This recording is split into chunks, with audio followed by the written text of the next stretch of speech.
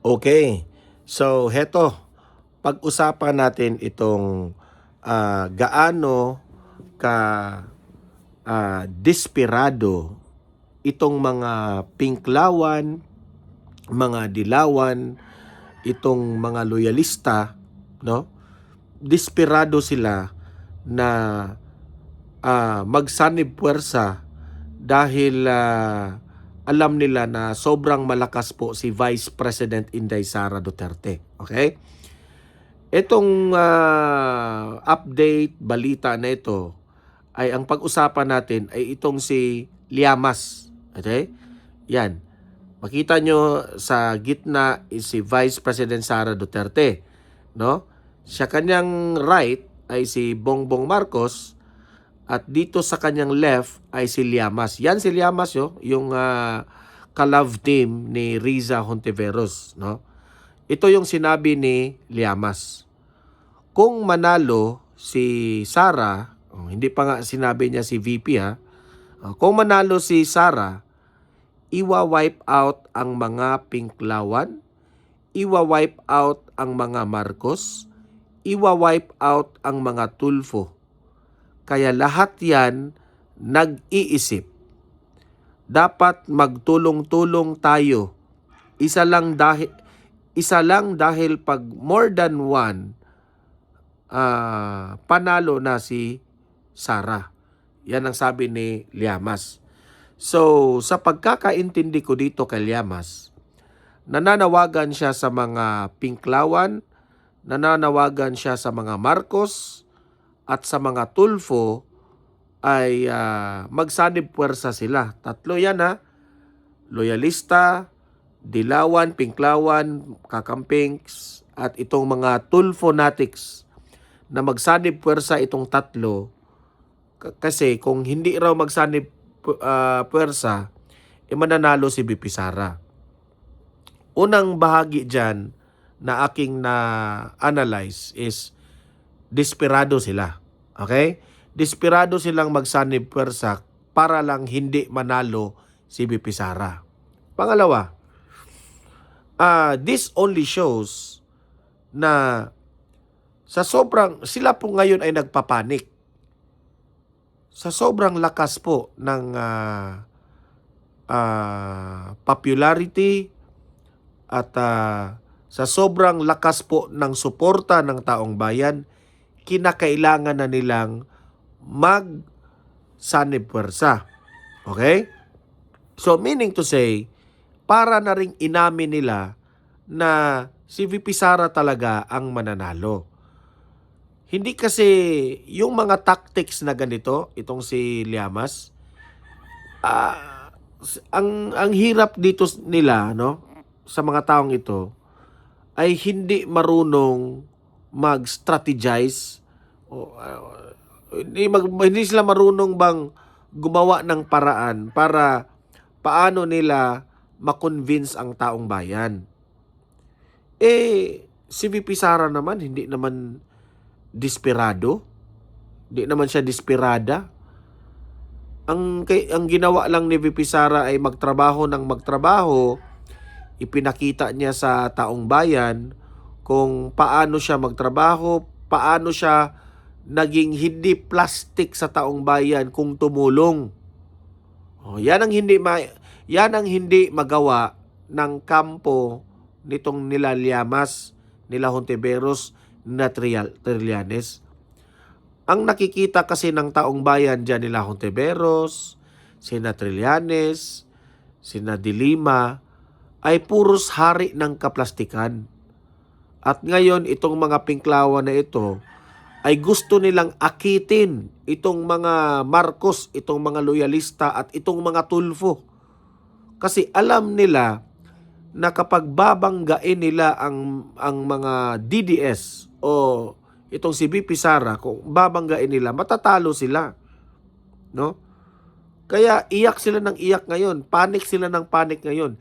Sira sila ng sira sa mga Duterte para lamang to prepare themselves sa election.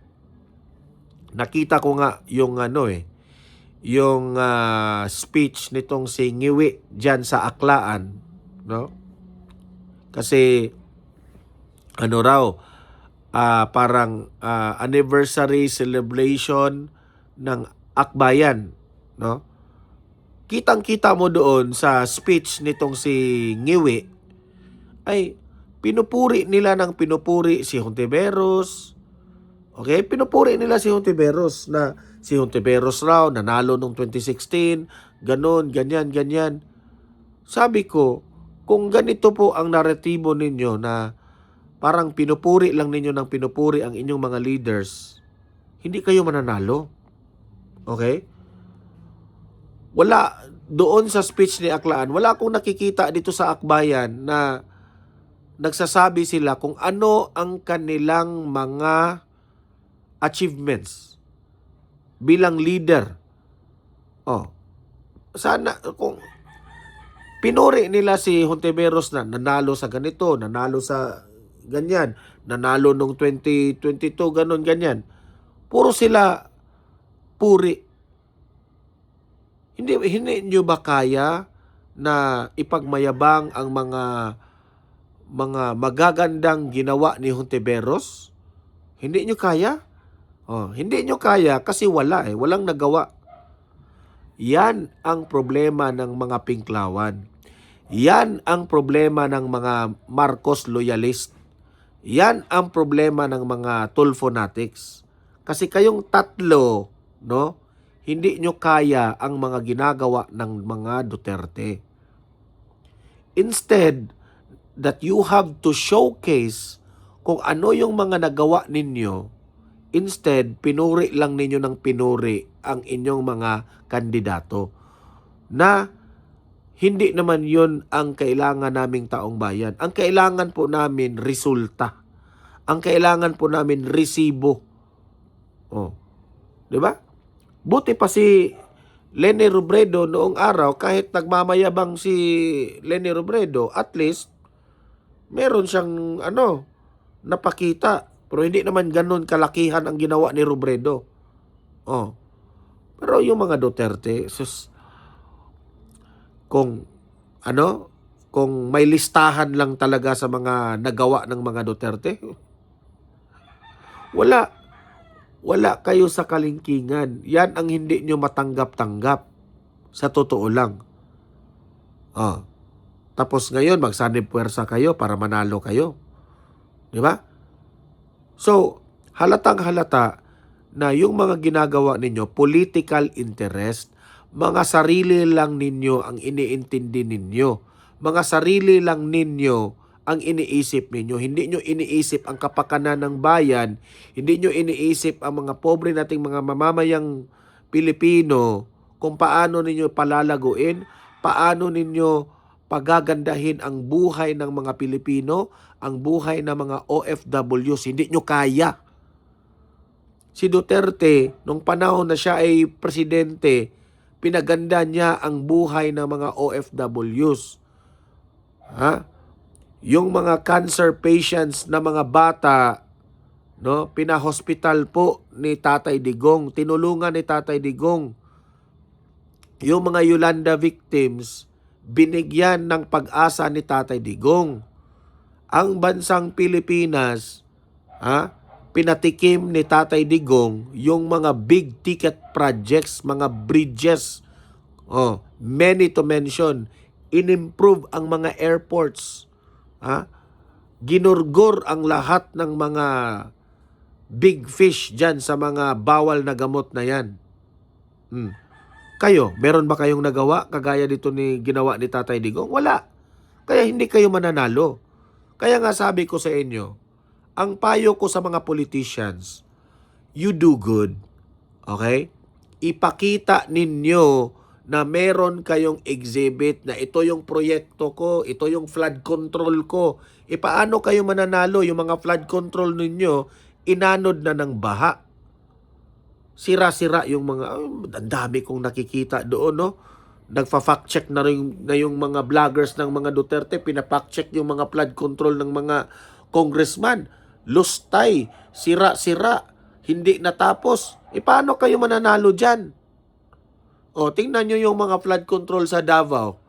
under the administration of Congressman Paulo Pulong Duterte at ni Mayor Baste. Tingnan ninyo yung mga Davao.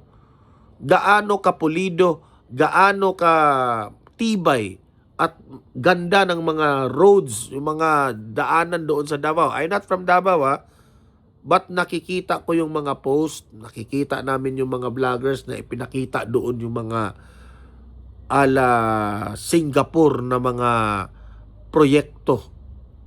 Na parang nasa Japan yung Davao. Yung Ilocos Norte, yung mga baluarte ng mga Marcos, tingnan ninyo ang mga flood control ninyo. Nakakahiya. Presidente pa yan, Presidente pa, lugar pa yan ng presidente, pero nakakahiya. Tapos ngayon, Llamas, nananawagan ka ng sanib puwersa,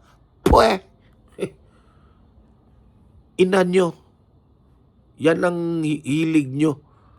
Dahil lang sa galit niyo sa mga Duterte, magsanib puwersa kayo para sa kapakanan ng inyong political interest. Paki-like, paki-share itong video na ito para kakalat ito sa taong bayan. At mag-comment kayo. Ano masasabi niyo dito sa kalbo na si Llamas? Okay? Tama ba itong mga pinagsasabi niya? Okay, so guys, sa mga bago pa lang dito sa aking channel, subscribe na kayo Pindutin nyo yung subscribe button. Libre lang yan. Updated na kayo sa ating mga trending na mga balita. See you in my next video. Have a great day. Have a great night. God bless po sa ating lahat. Mabuhay ang Pilipinas and God save the Philippines. Bye-bye.